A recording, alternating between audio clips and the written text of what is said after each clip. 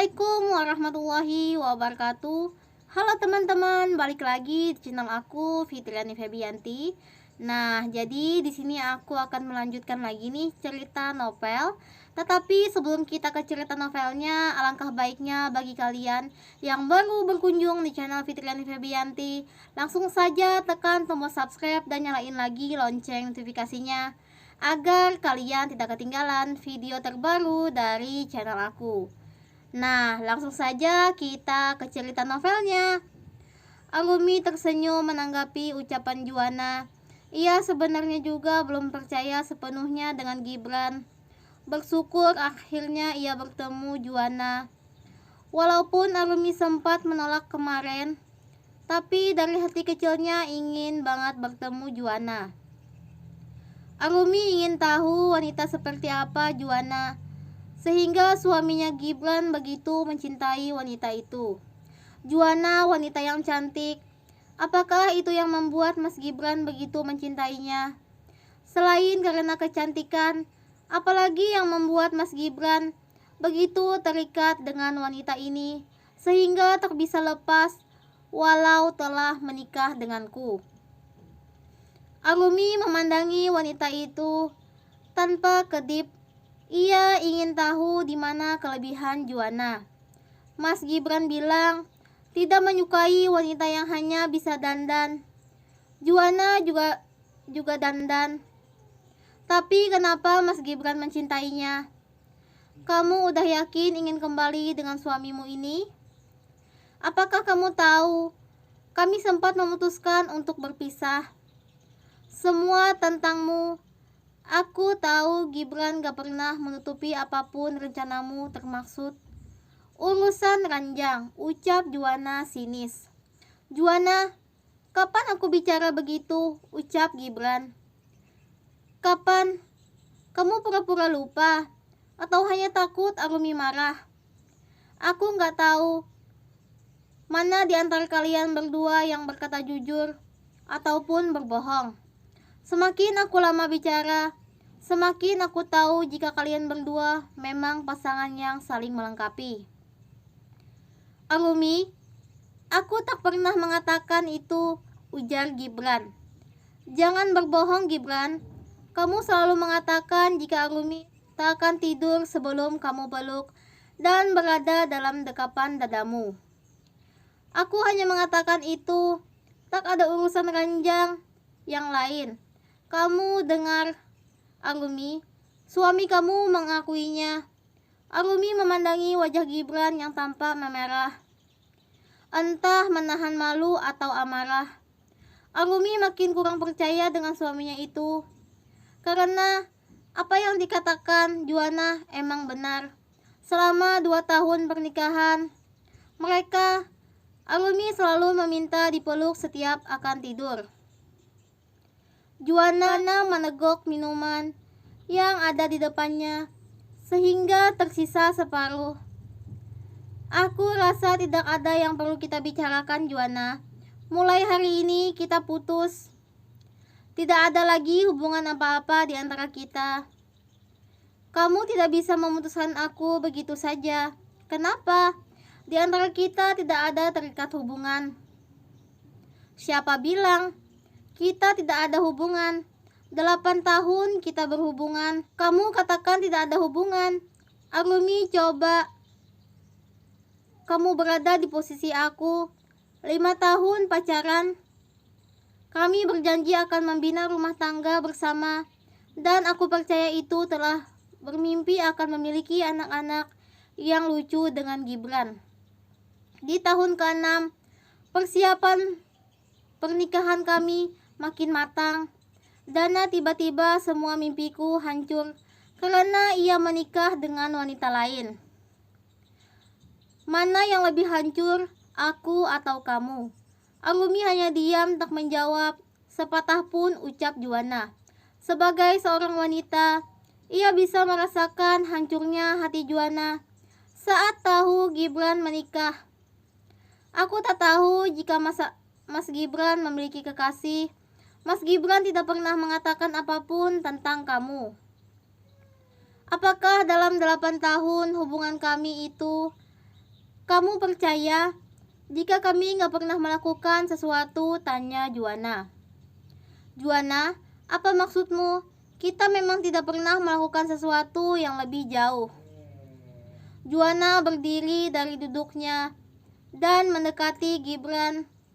Tanpa Gibran dan Arumi duga, Juana melayangkan tangannya menampar pipi Gibran. Dasar lelaki, sekarang kamu mengatakan tidak pernah melakukan sesuatu yang jauh denganku. Padahal malam itu kamu mengatakan puas berhubungan denganku, ujar Juana. Arumi menutup mulutnya agar tak bersuara karena kaget mendengar penuturan Juana. Jadi Mas Gibran pernah melakukan hubungan badan dengan Juana. Keterlaluan kamu, Mas. Aku tak bisa memaafkan kamu lagi. Jangan mengada-ngada, Juana. Kapan kita melakukan hubungan badan? Ucap Gibran mulai terbawa emosi. Apa kamu lupa saat Arumi pergi dari rumah dan kamu mencari hingga ke Jogja, tapi Arumi tak ada. Kamu pulang ke apartemenku dalam keadaan mabuk. Saat itu kita sama-sama terbuai hingga melakukan hubungan. Kamu bohong. Aku hanya tertidur. Aku tak melakukan apapun saat itu. Jika kamu memang tak melakukan apa-apa, karena saat ini aku hamil, aku telat datang bulan.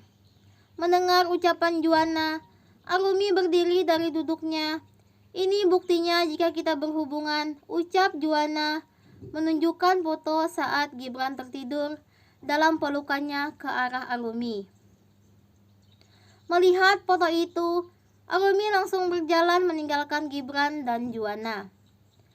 Suatu saat semua akan berbalik, yang menyakiti akan disakiti, yang mengkhianati akan dikhianati, yang melukai akan dilukai, yang meninggalkan akan ditinggalkan. Arumi berjalan dengan langkah cepat meninggalkan Gibran dan Juana. Ia tak mau terbawa emosi jika tetap berada di antara kedua orang itu. Dengan menahan tangis, Arumi menghentikan taksi parkir di jalan depan restoran. Gibran ingin mengajar Arumi, tapi tangannya ditahan Juana. Lepaskan, Juana. Aku tak mau berbuat kasar. Apa kamu gak takut jika foto kita ini aku kirim ke mertuamu, ancam Juana. Apakah kau bisa melakukan itu? Tentu saja bisa. Aku menyimpan nomor mertuamu. Dari mana kamu dapat nomor mertuaku? Dari ponselmu. Maksudnya, kamu mengambil dari ponselmu. Lancang sekali. Kenapa kamu sekarang mengatakan itu, lancang? Bukankah kamu yang memberikan aku kebebasan untuk menggunakan apa aja milikmu? Apa maumu? Sebenarnya, tanya Gibran. Ia tak mungkin menyusul Arumi jika Juana nekat mengirim foto dirinya ke orang tua Arumi. Hancurlah semuanya. Aku hanya ingin kamu menikahiku, ujar Juana. Kenapa aku harus menikahi kamu, Juana? 8 tahun hubungan kita, kamu selalu saja berjanji akan menikahiku. Sekarang aku menuntut semua janjimu itu. Tapi itu tak mungkin. Aku ingin memperbaiki rumah tanggaku. Maafkan aku. Kamu bisa mencari pria lain yang lebih baik dariku. Aku maunya kamu. Lagi pula, aku sedang mengandung anakmu. Jangan mengada-ngada, Juana. Seandainya kita emang berhubungan badan malam itu, apakah mungkin kamu langsung hamil? Sedangkan itu terjadi 10 hari yang lalu. Kamu emang bodoh, Gibran. Di zaman sekarang, 1 minggu setelah berhubungan, kita telah bisa mengetahui kehamilan.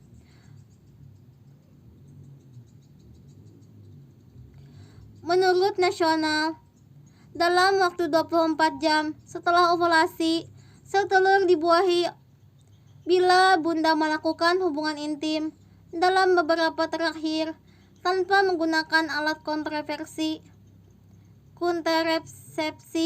sekitar 5-6 hari setelah ovulasi, sel telur yang dibuahi akan masuk ke dalam lapisan rahim atau disebut proses implantasi. Di waktu inilah wanita dinyatakan hamil. Selama proses ovulasi dan implantasi, bunda bisa merasakan perubahan tubuh atau tanda-tanda hamil. Beberapa tanda ini dapat menjadi ciri hamil 1 minggu dan patokan bagi bunda untuk melakukan tes kehamilan. Oke, itu bisa, tapi aku perlu bukti. Kita lakukan tes DNA saja. Kandunganmu udah cukup melakukannya. Setelah terbukti itu anakku, ku segera menikahimu dan menceraikan Arumi. Tanya Juana, itu urusan rumah tanggamu.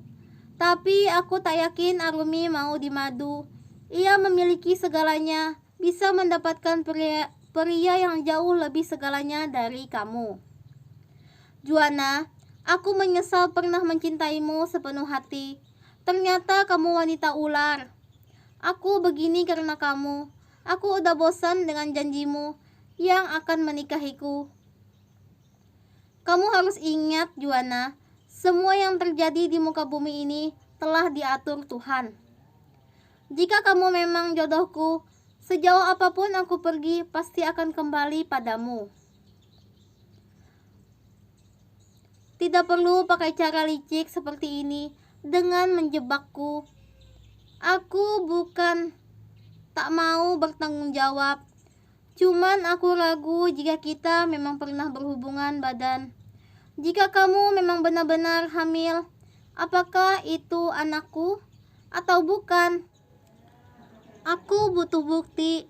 Jadi kamu menuduhku berselingkuh. Aku nggak tahu, Juana. Aku saat ini seperti melihat orang lain. Kamu bukan Juana yang aku kenal. Jika begini, kamu bukan mencintaiku, tapi hanya mengobsesi. Gibran berjalan meninggalkan Juana seorang diri. Ia tak peduli lagi apa yang akan Juana lakukan.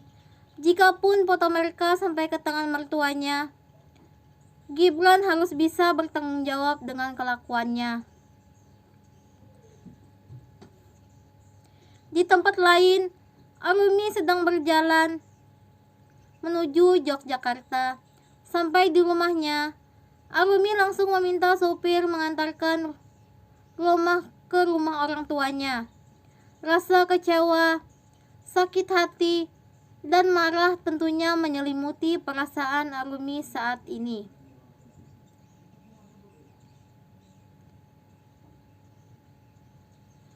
Saat mengetahui suami selingkuh, bukan hanya mengingkari janji suci pernikahan, dia juga telah menorehkan luka dalam bahtera rumah tangganya. Gibran memasuki rumah dengan tergesa, langsung menuju kamar, tapi ia tak dapat menemui Arumi. Gibran keluar kamar mencari Bibi. Bi, Non Arumi udah pulang. Non Arumi baru aja berangkat. Dan katanya mau ke Yogyakarta. Kangen sama mama dan papa. Apa Non Arumi tak izin sama Tuan? Izin, Bi, cuman aku rencananya mau ikut juga. Coba aja hubungi lagi. Dan siapa tahu bisa kembali. Biar aku hubungi memang aja. Minta putra kembali. Gibran mencoba menghubungi Mang Ujang, tapi supirnya itu tak mengangkat ponselnya. Gibran tak tahu jika ponsel Mang Ujang ada di tangan Arumi. Tadi istrinya meminta Mang Ujang menyerahkan ponselnya. Sepanjang perjalanan, Arumi tak henti mengeluarkan air matanya. Ia telah berusaha memejamkan matanya, tapi tak bisa. Kamu pikir semua wanita itu tegar, padahal menangis adalah salah satu cara mengungkapkan rasa kecewa. Sesekali aku ingin kau bercermin dan melihat seseorang yang pantas mendampingimu. Apakah aku orang yang bersedia hidup bersamamu? Ataukah dia orang yang kau anggap menarik meski sebenarnya pengganggu? Gibran mengendarai mobilnya dengan kecepatan lumayan tinggi. Ia ingin menyusul istrinya itu. Gibran berpikir, mungkin ia bisa berpapasan dengan mobil Arumi. Arumi berhenti di restoran, di salah satu restoran buat istirahat. Ia memilih duduk di sudut ruangan. Arumi kembali menangis. Ia teringat kata-kata Juana mengatakan jika Gibran telah pernah tidur dengannya. Gibran, saat ini kamu lebih memilih meninggalkan seseorang yang baik untuk orang yang kini kau anggap terbaik. Pada saatnya nanti, jika kau akhirnya memilih pergi, kau mungkin akan sadar bahwa yang terbaik sebenarnya sudah hidup denganmu selama ini. Saat kau menyadari akulah yang terbaik, mungkin aku juga telah menemukan seseorang yang aku anggap terbaik. Saat Arumi menengok susu hangat yang dipesannya,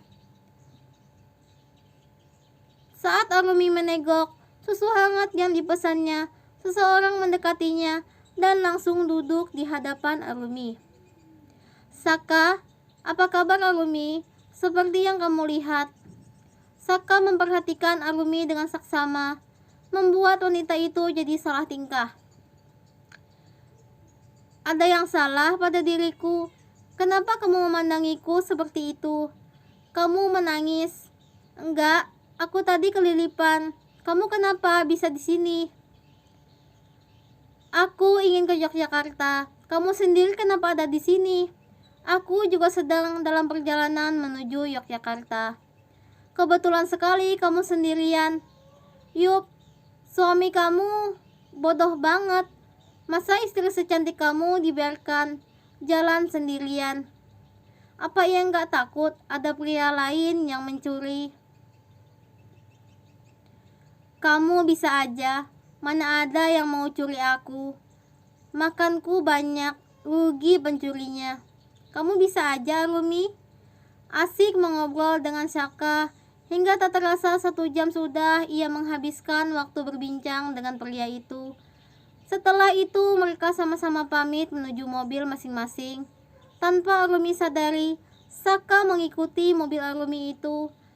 Dilakukan Saka untuk mengawal dan mengawasi mobilnya. Setelah memasuki komplek perumahan orang tua Arumi, barulah Saka melanjutkan mobilnya menuju arah yang akan ia tuju. Jam telah menunjukkan pukul 7 pagi. Arumi memasuki pekarangan rumahnya. Setelah Sapa membukakan pintu pagar, Arumi masuk. Setelah Bibi membuka pintu, Arumi menanyakan orang tuanya. Bibi mengatakan jika mereka sedang menyantap sarapan. Arumi langsung menuju meja makan dan memeluk mamanya. Kedua orang tua Arumi kaget melihat kedatangan anaknya yang secara tiba-tiba. Arumi langsung duduk di hadapan orang tuanya dan menyantap hidangan yang disediakan Bibi. Kedua orang tua Arumi tidak menyangka apa-apa. Ia menunggu hingga putri mereka selesai makan. Arumi berjalan menuju kamarnya setelah menyelesaikan sarapan. Mama Arumi mengikuti langkah anaknya atas perintah papanya. Arumi memeringkan tubuhnya. Mama mengikuti dengan duduk di tepi ranjang. Ia mengusap rambut putrinya. Semata wayangnya itu. Mama tersenyum sebelum bertanya, "Mana Gibran? Kenapa datang sendirian?" "Ma, aku mau pisah dengan Mas Gibran," ucap Arumi. Mama Arumi kaget mendengar ucapan anaknya itu, tapi ia segera menetralkan perasaannya. "Kenapa ingin pisah? Selama ini Mama lihat kamu dan Gibran baik-baik saja. Mas Gibran tak pernah mencintaiku." "Kamu yakin Mas Gibran memiliki wanita lain, kekasihnya sejak SMA? Dan ternyata selama ini Mas Gibran dan wanita itu tetap berhubungan." "Mama, Boleh tanya sesuatu? Tentu saja, Ma. Apakah selama kamu berumah tangga dengan Gibran, ia pernah menyakiti hatimu atau fisik? Enggak, Mama. Pasti bisa melihat gimana sikap Mas Gibran denganku. Selama ini ia begitu perhatian dan sayang. Tapi ternyata itu semua untuk menutupi kebohongan dan pengkhianatan yang ia lakukan. Baiklah, jika memang begitu. Tapi kamu udah yakin, kan, untuk berpisah? Yakin, Ma? Daripada jika dipaksakan bersama saling menyakiti, cinta tak bisa dipaksakan. Aku tak mau jika Mas Gibran tertekan hidup denganku, wanita yang tak pernah ia cintai. Kau juga tak mungkin bersama, itu akan menyakitkan. Nanti Mama bicarakan dengan Papa. Kalau Mas Gibran datang mencariku, Mama aja yang menemuinya. Aku tak mau. Baiklah sayang. Padahal Mama lihat kalian itu pasangan serasi. Menurut logika, jika Gibran tak menyintai kamu, mana mungkin ia bisa bertahan hingga 2 tahun. Selama ini, juga sikap Gibran sangat baik dan perhatian. Tak pernah sekalipun Gibran berkata kasar atau berbuat kasar.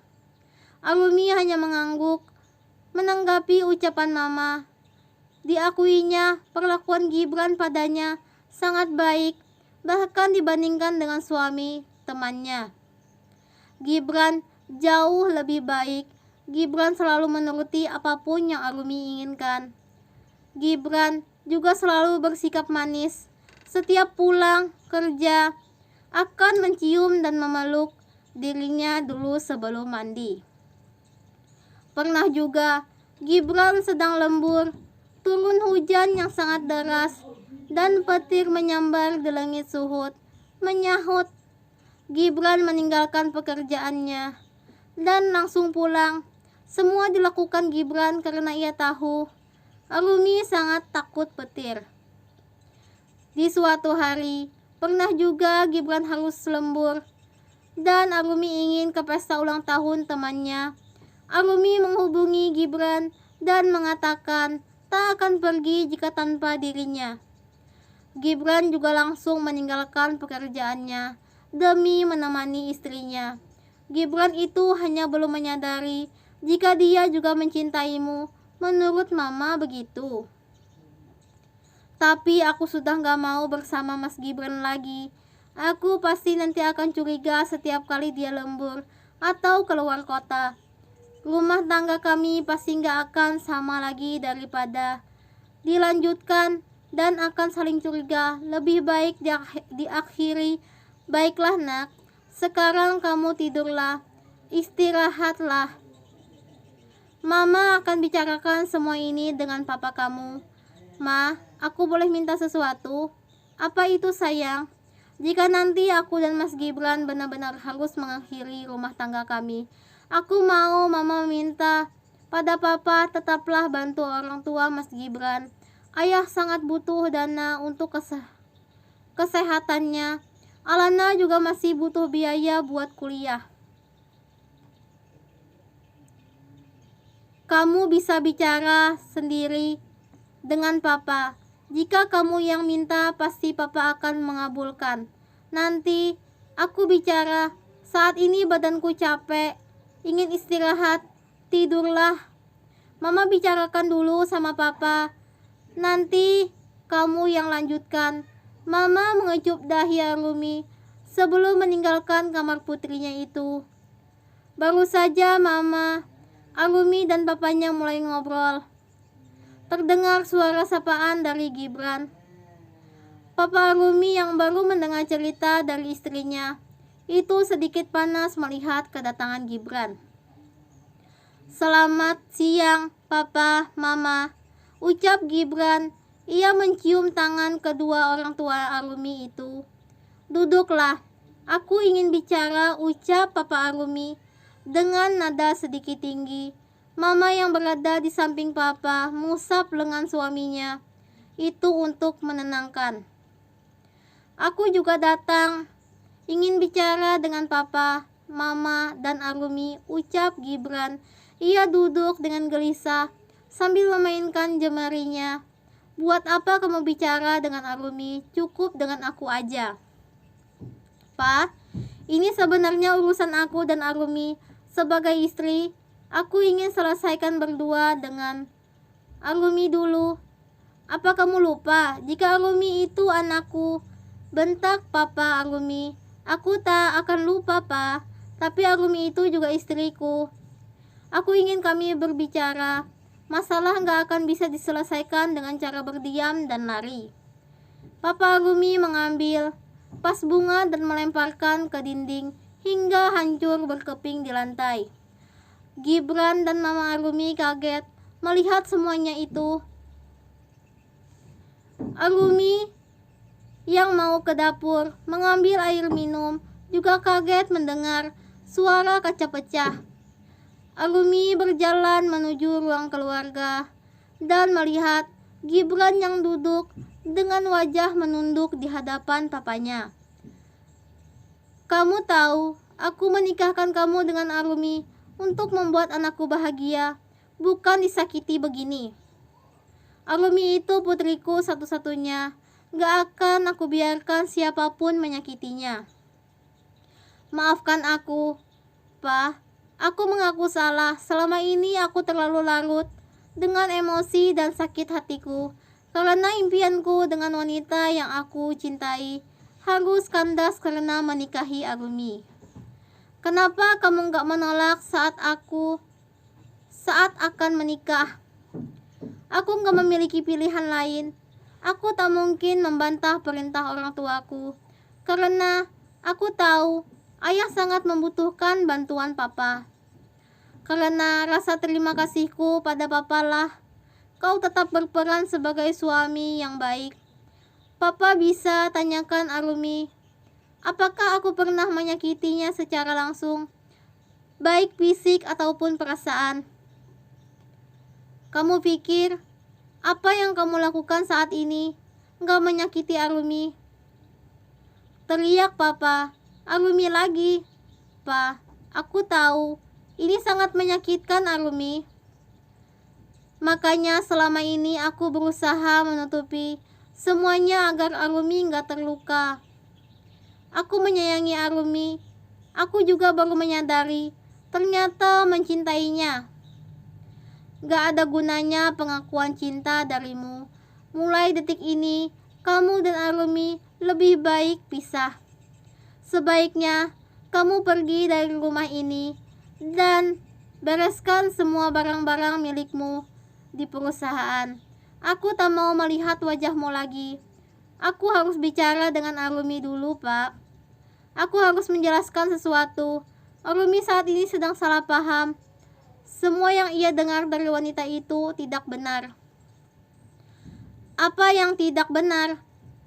Anak yang dikandung Juana belum tentu anakku. Aku akan melakukan tes DNA. Jadi, kamu juga sudah berhubungan badan dengan wanita itu. Sejauh ini, kamu telah menipu Arumi. Papa dan Mama, Arumi hanya mendengar dari Arumi jika Gibran memiliki kekasih. Arumi tidak mengatakan jika wanita itu saat ini sedang hamil. Tentu saja Papa dan Mama kaget mendengar pengakuan dari Gibran itu. Papa Arumi langsung emosi, berdiri dari duduknya dan mendekati Gibran. Papa Arumi langsung menampar kedua pipi Gibran berulang kali. Pria itu tidak membalasnya. Berani sekali kau melakukan itu dengan anakku, Arumi. Apa kau nggak sadar jika hidup keluargamu selama ini bergantung padaku? Gibran turun dari duduknya dan berlutut di hadapan Papa Arumi. Maafkan aku, Pa. Aku memang salah, Papa boleh lakukan apapun padaku, tapi jangan pisahkan aku dan Arumi. Setelah kamu menyakiti hatinya, seenaknya kamu bilang jangan pisahkan. Aku gak sudi anakku tetap bersamamu. Pa, aku mohon, jangan pisahkan aku. Papa Arumi menendang Gibran yang berlutut di hadapannya. Melihat itu, Arumi langsung keluar dari tempatnya berdiri dan menghampiri papanya. Ia tak tega melihat Gibran dipukuli. Arumi mendekati papa dan menahannya agar tidak menendang Gibran sekali lagi. "Udah, Pak, jangan melakukan kekerasan," ucap Arumi memeluk papanya. "Kenapa kamu masih membelanya? Pria ini pantas mendapatkannya, selama ini seenaknya membohongi kamu." "Pak, tidak harus dengan kekerasan dalam menyelesaikan masalah." Arumi membawa papanya untuk kembali duduk. Ia juga ikut duduk di samping papa dan mamanya. Gibran berdiri dan kembali duduk di hadapan kedua orang tua Arumi dan istrinya itu. Wajahnya tampak memar, bekas tamparan dari papa. "Arumi, Mas ingin bicara." "Sepertinya tidak ada yang perlu kita bicarakan lagi, Mas. Semua telah jelas." "Arumi, apa yang kamu dengar dan lihat itu bukanlah kejadian sesungguhnya. Aku sudah memutuskan jika kita emang sebaiknya berpisah, Mas." "Arumi, jangan hukum aku seperti ini. Aku akan melakukan apapun yang kamu mau untuk menebus semua kesalahanku yang pernah aku lakukan." "Jangan banyak omong. Apa kamu gak dengar apa yang Arumi katakan? Ia ingin kalian berpisah. Aku harus bicara, Arumi. Berdua saja. Apa maksud kamu ini? Aku tidak boleh ikut bicara." Papa Arumi kembali emosi mendengar ucapan Gibran. Ia berdiri dari duduknya. Arumi yang tidak mau papanya kembali menghajar Gibran menahan papa. "Pa, gak ada gunanya melakukan kekerasan. Papa gak bisa menahan diri lagi. Apa kurangnya kamu? Seharusnya pria ini bersyukur dan menjaga cintanya hanya untukmu, bukan malah menduakan, tinggalkan saja. Lebih dari pria ini pasti bisa kamu dapatkan. Jika memang kamu tak mau menikahi Arumi, kenapa gak bicara dari awal? Jangan jadikan alasan gak mau menolak keinginan orang tua, atau kamu memang ada niat terselubung menikahi anakku. Ayah membutuhkan banyak biaya untuk pengobatan saat itu. Mana mungkin aku menolak permintaan ayah dan papa. Aku tahu semua biaya pengobatan papa yang nanggung. Jadi kamu menikahi Arumi hanya karena uang. Apa benar gak ada perasaan apapun di hatimu untuk Arumi?" "Pa, awalnya mungkin begitu. Seiring berjalannya waktu, aku mulai menyayangi Arumi. Apakah itu sayang atau cinta? Aku tak tahu. Saat ini aku baru sadar jika aku mencintai Arumi bukan hanya sekedar sayang." "Jangan banyak omong." Saya muak mendengarnya. "Pa, Ma, bisa tinggalkan aku berdua, Mas Gibran. Aku harus bicara berdua." "Baiklah, Nak," ucap Mama yang dari tadi hanya diam. Nak Gibran, Mama sangat kecewa denganmu. Dulu Mama berpikir Arumi sangat beruntung memiliki suami baik dan pengertian seperti kamu. Mama selalu berdoa kalian langgeng hingga akhir hayat. Tapi setelah mengetahui semua ini, Mama sadar jika kamu sebenarnya yang beruntung memiliki Arumi. Tapi sayang, kamu tak bersyukur dan menyiakannya. Mama harap tak ada penyesalan nantinya karena kamu telah memilih melepaskan Arumi. Mama mengajak Papa pergi untuk memberikan waktu Arumi dan Gibran mengobrol. Awalnya Papa tak mau. Mama memujuk Papa. Barulah suaminya itu bersedia. Arumi memandangi Gibran dengan perasaan tak menentu. Jujur saja rasa cinta itu masih ada, tapi rasa kecewanya pada Gibran jauh lebih besar. Arumi tidak pernah menduga Suaminya itu mengkhianati pernikahan mereka hingga sejauh ini. Bicaralah apa yang ingin Mas katakan. Aku gak punya banyak waktu.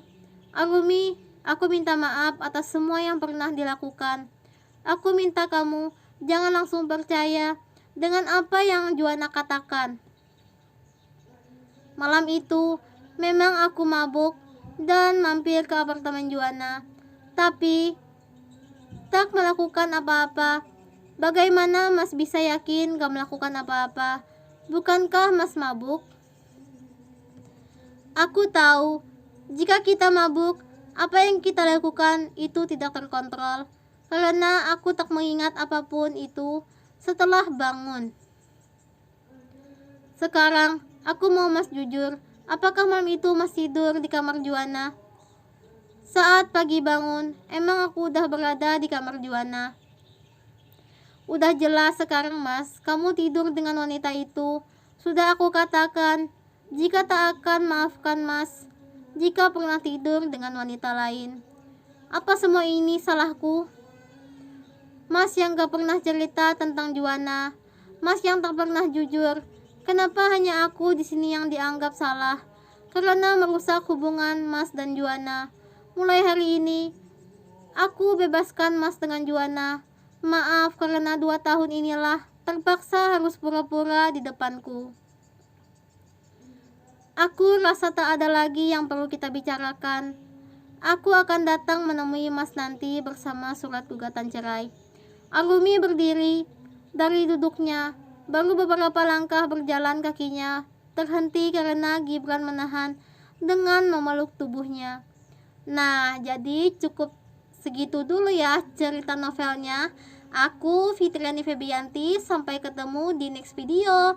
Assalamualaikum warahmatullahi wabarakatuh.